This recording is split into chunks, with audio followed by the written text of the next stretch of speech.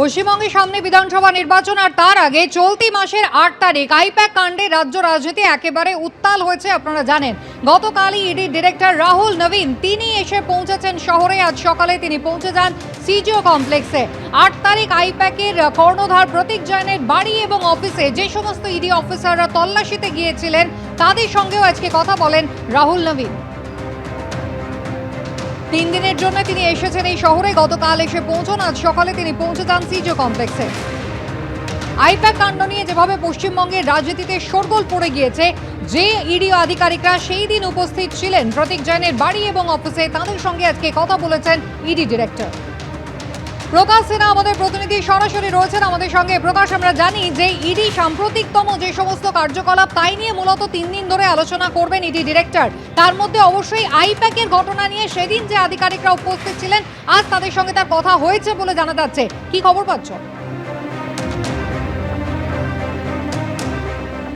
দেখো, তোমাকে বলে দিই 4.5 ঘন্টা তিনি কিন্তু সিজিও কমপ্লেক্সে ইডি দপ্তরে রয়েছেন এবং আগে থেকেই আমরা যেটা ইডি সূত্র খবর পেয়েছিলাম যে তিনি তদন্তকারী অফিসারদের সঙ্গে কথা বলবেন। মূলত আইপ্যাকের দপ্তরে এবং প্রতীক জৈনের বাড়িতে যারা তল্লাশি অভিযানে গিয়েছিল, ইতিমধ্যেই যেটা ইডি সূত্রের খবর, দিল্লির যে অফিসাররা দিল্লি থেকে এসে তারা সেই তল্লাশি অভিযানে ছিলেন তাদের সঙ্গে ইতিমধ্যেই তিনি কথা বলেছেন রাহুল নবীন।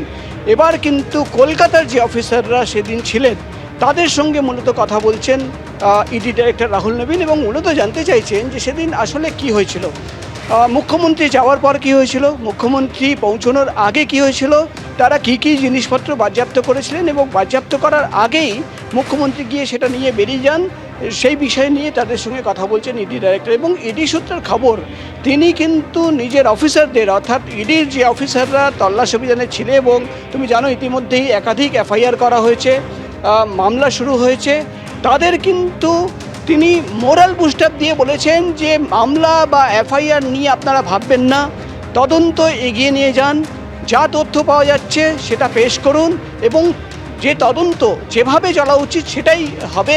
মামলা এফআইআর ইডি ডিপার্টমেন্ট বুঝে নেবে। অর্থাৎ একদিকে যেমন ইডির অফিসাররা যারা সেদিন ছিলেন তাদের মোরাল বুস্ট আপ করা, এবং অন্যদিকে কলকাতা জোনে তুমি জানো কয়েক মাস আগেই ইডির একটা নতুন কয়লা পাচারের মামলা রুজু করা হয়েছে। সেই মামলায় এখন পর্যন্ত কি কি তথ্য বেরিয়ে আসছে, কি কি তথ্য সামনে এসছে সেটাও কিন্তু নিয়ে তিনি কথা বলছেন।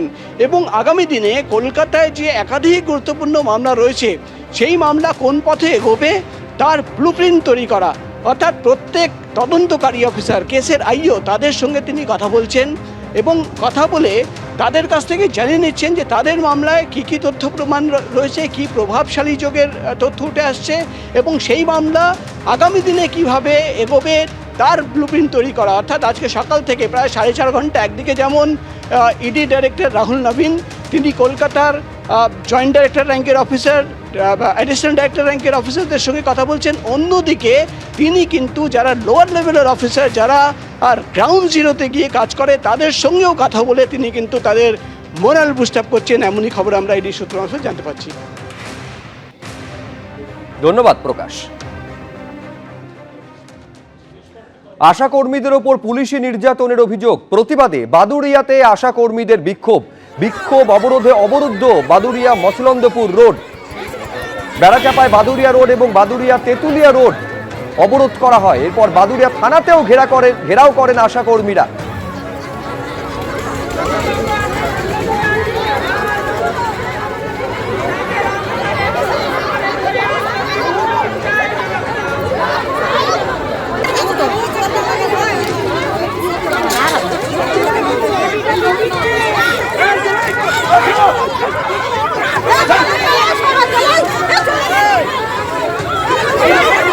Hey!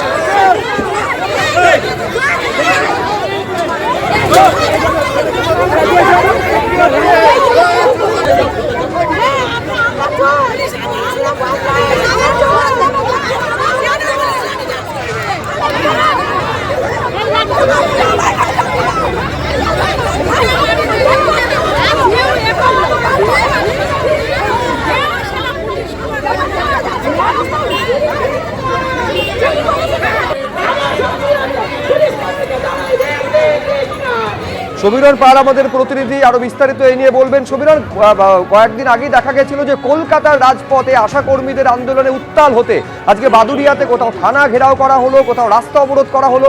কেন আজকে এই ছবি, কি জন্য তারা ক্ষুব্ধ? দেখো, আজকে তাদের ঘোষিত কর্মসূচি ছিল যে আশা কর্মীরা তাদের বিভিন্ন দাবি দেওয়া নিয়ে যে লাগাতার আন্দোলন করছে, কখনো উত্তর চব্বিশ পরগনা জেলা শাসকের দপ্তর, কখনো সংশ্লিষ্ট থানা, কখনো ব্লক অফিস। আজকে তাদের কর্মসূচি ছিল বাদুড়িয়াতে তারা বিক্ষোভ করবে। এই নিয়ে বাদুড়িয়া চৌমাথা তারা প্রায় 45 মিনিট অবরোধ করে। এরপর তারা অবরোধ করে মিছিল করে বাদুড়িয়া থানার দিকে যায় এবং থানার ভেতরে প্রবেশ করার চেষ্টা করলে পুলিশের সঙ্গে ধস্তাধস্তি হয়, উত্তেজনা তৈরি হয় এবং থানার বাইরে তারা বসে বিক্ষোভ দেখাচ্ছেন। তাদের একটাই বক্তব্য হচ্ছে, দীর্ঘদিন ধরে তারা বিভিন্ন দাবি দাওয়া নিয়ে আশা কর্মীরা আন্দোলন করছে। তুমি জানো যে কয়েকদিন আগে কলকাতাতেও তাদের বড় আন্দোলনের কর্মসূচি ছিল। ঠিক সেইভাবেই আজকে তারা বাদুড়িয়াতে এসেছিলেন আন্দোলন কর্মসূচি করতে এবং সেক্ষেত্রে বাদুড়িয়া চৌমাথা প্রায় 45 মিনিট তারা অবরোধ করে রাখে। তারপরে তারা মিছিল করে যায়। বাদুড়িয়া থানার থেকে পুলিশ বাধা দিলে পুলিশের সঙ্গে ধস্তাধস্তি হয়, এই নিয়ে উত্তেজনা তৈরি হয়। শুভজিৎ, ধন্যবাদ সমীরণ।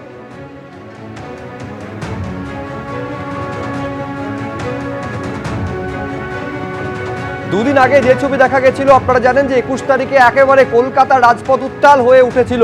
একদম স্বাস্থ্য ভবন অভিযান কর্মসূচিকে কেন্দ্র করে শিয়ালদা থেকে শুরু করে হাওড়া, ধর্মতলা থেকে শুরু করে সল্টলেক, আশা কর্মীদের আন্দোলনে উত্তাল হয়ে উঠেছিল। প্রতারণা করা হচ্ছে, প্রাপ্য থেকে তাদের বঞ্চিত করা হচ্ছে, 15,000 টাকা তাদের বেতন সহ একগুচ্ছ দাবিকে কেন্দ্র করে রাজপথ উত্তাল হয়েছিল। আর আজকে দেখা গেল বাদুড়িয়ায় তাদের ওপর পুলিশি নির্যাতন হয়েছে এই অভিযোগ তুলে এবিপি আনন্দ এগিয়ে থাকে, এগিয়ে রাখে।